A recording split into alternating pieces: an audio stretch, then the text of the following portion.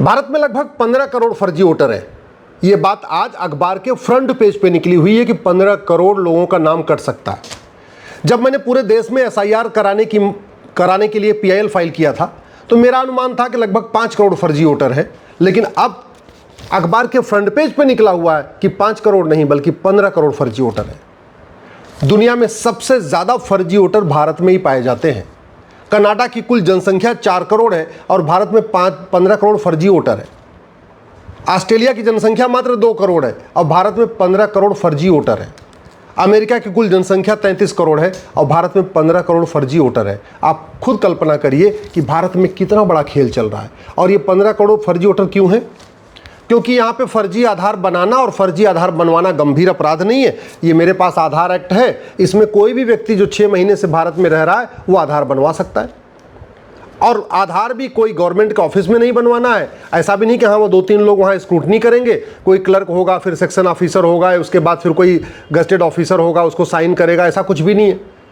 आधार common service centre पे बन जाता है। प्राइवेट लोग बना रहे हैं, आराम से 2-2 हज़ार रुपये लेके बनाते जा रहे हैं, क्योंकि ना उनकी कोई रिस्पॉन्सिबिलिटी है, ना अकाउंटेबिलिटी है, ना इस आधार एक्ट में कहीं लिखा हुआ है कि फर्जी आधार बनाना और बनवाना गंभीर अपराध है, जघन्य अपराध है, पकड़े जाने पे 10 से 20 साल सजा होगी। ऐसा कोई प्रावधान नहीं।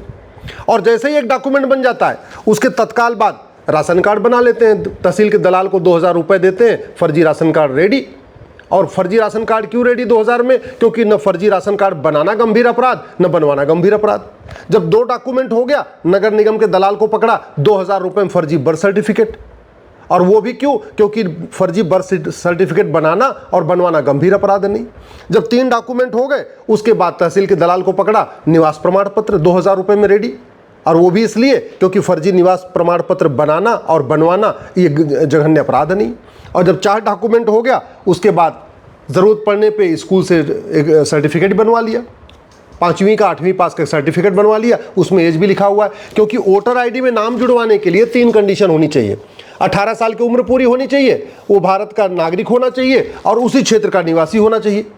तो 18 साल का होना चाहिए, इसके लिए या तो नगर निगम से बर्थ सर्टिफिकेट बनवा लेते, नहीं किसी स्कूल से, प्राइवेट स्कूल से, मान्यता प्राप्त स्कूल से हेडमास्टर को 2000 रुपये दिया, वो आराम से 5वीं की, 8वीं की, 6वीं, 7वीं की एक टीसी उठा के बना के दे देता है। ये चल रहा है भारत में। दूसरा क्या चाहिए उनको? उस क्षेत्र का निवास प्रमाण पत्र। और उस क्षेत्र का निवास प्रमाण पत्र आराम से उस तहसील से बन जाता है, क्योंकि 4-5 डॉक्यूमेंट उसने पहले बनवा लिया। इसलिए मैं कह रहा हूँ भारत में जो इतना बड़ा खेल चल रहा है इसके लिए सब जिम्मेदार हैं। अगर भारत में इतने ज़्यादा फर्जी वोटर पाए जा रहे हैं 15 करोड़, इसके लिए इलेक्शन कमीशन जिम्मेदार नहीं है, इसके लिए घटिया कानून जिम्मेदार है। कानून इतना घटिया है, ये भारतीय न्याय संहिता है, इसमें चैप्टर 9 है। चैप्टर 9 इलेक्शन से रिलेटेड है। इसमें नोट बांटने, दूसरों को प्रभावित करने, शराब बांटने, अवैध चंदा लेने, अवैध रूप से खर्च करने, इलेक्शन का ऑडिट न कराने, कोई भी अपराध कर दो इलेक्शन से रिलेटेड, मैक्सिमम 1 साल की सज़ा है या जुर्माना। यानी अगर कोई ढंग का वकील खड़ा हो गया तो 10-20 हज़ार रुपये जुर्माना देके छूट जाएगा, 1 साल की सज़ा भी नहीं होगी। इतना घटिया कानून है। पूरी दुनिया में इलेक्शन से रिलेटेड जो ऑफेंस होते हैं उनको जघन्य अपराध माना जाता है। सिंगापुर में, अमेरिका में, जापान में इलेक्शन से रिलेटेड जो चीटिंग है, फ्रॉड है, फोर्जरी है, उन पे 10 से 20 साल की सज़ा का प्रावधान है। और हमारे देश में मैक्सिमम 1 साल या जुर्माना। ऐसा नहीं कि 1 साल सज़ा भी होगी, जुर्माना भी होगा, या तो सज़ा या तो जुर्माना। यानी अगर कोई भूतपूर्व कानून मंत्री, भूतपूर्व वित्त मंत्री, भूतपूर्व गृह मंत्री टाइप का वकील आ गया तो फिर जज साहब क्या करेंगे? 10,000 रुपये जुर्माना लगा के छोड़ देंगे, 1000 रुपये की सज़ा भी नहीं होगी। अच्छा, होता क्यों है? इतने फर्जी वोटर बनते क्यों हैं?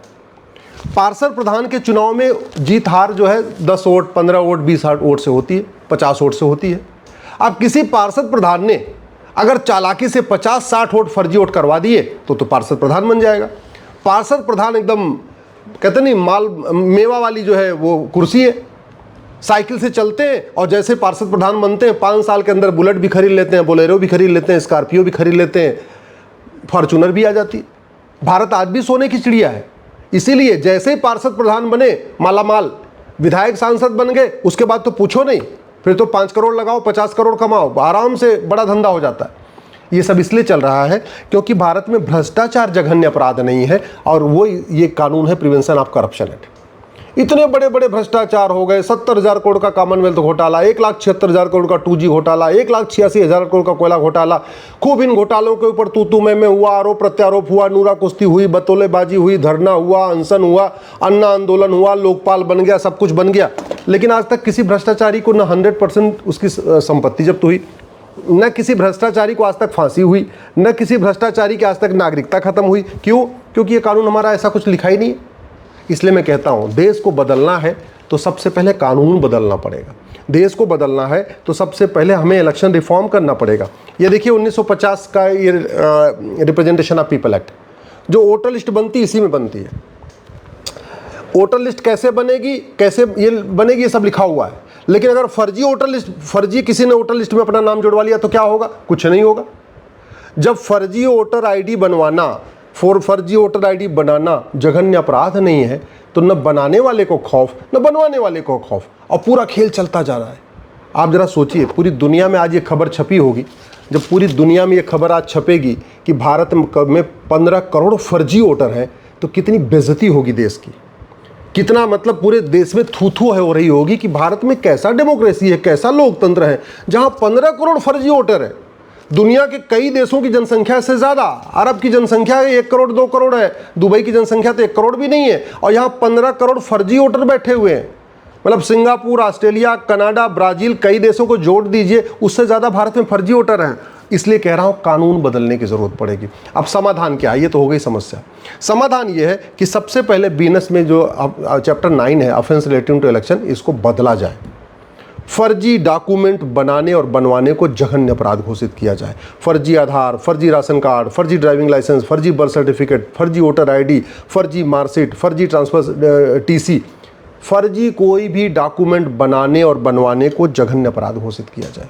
दूसरा, भ्रष्टाचार को जघन्य अपराध घोषित किया जाए। अल्टीमेटली ये सारा फर्जीवाड़ा चल रहा है, कौन कर रहा है? नेता कर रहे हैं, पार्षद बनने के लिए, प्रधान बनने के लिए, सांसद बनने के लिए, विधायक बनने के लिए।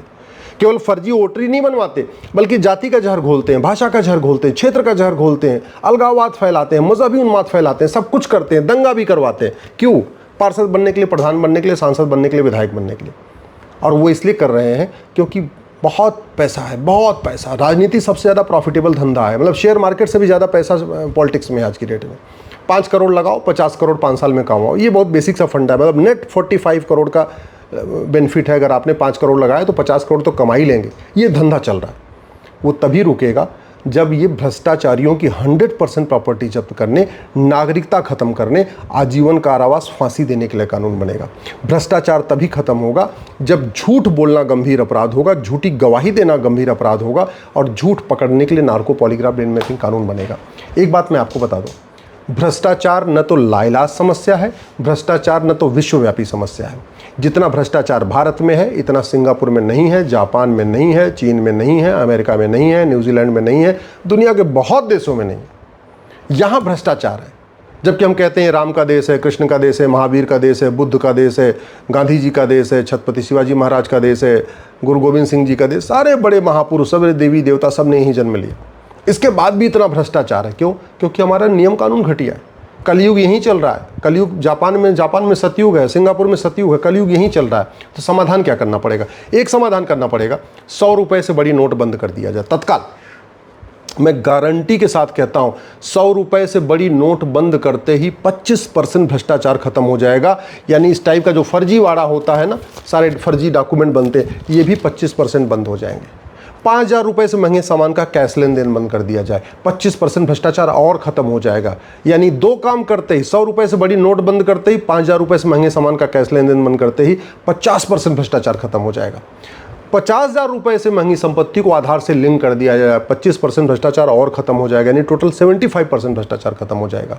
और झूठ पकड़ने के लिए नार्को पॉलीग्राफ ब्रेन मैपिंग कानून बना दिया जाए और भ्रष्टाचार को जघन्य अपराध घोषित कर दिया जाए। जिसके पास भी काला धन मिला, जिसके पास बेनामी संपत्ति मिली, जिसके पास आय से अधिक संपत्ति मिली, वो 100% प्रॉपर्टी जब्त करके, नागरिकता खत्म करके साल भर के अंदर फांसी देना शुरू कर दें। मैं गारंटी के साथ कहता हूं 100% भ्रष्टाचार खत्म हो जाएगा। नहीं 100 तो 99% भ्रष्टाचार खत्म हो जाएगा।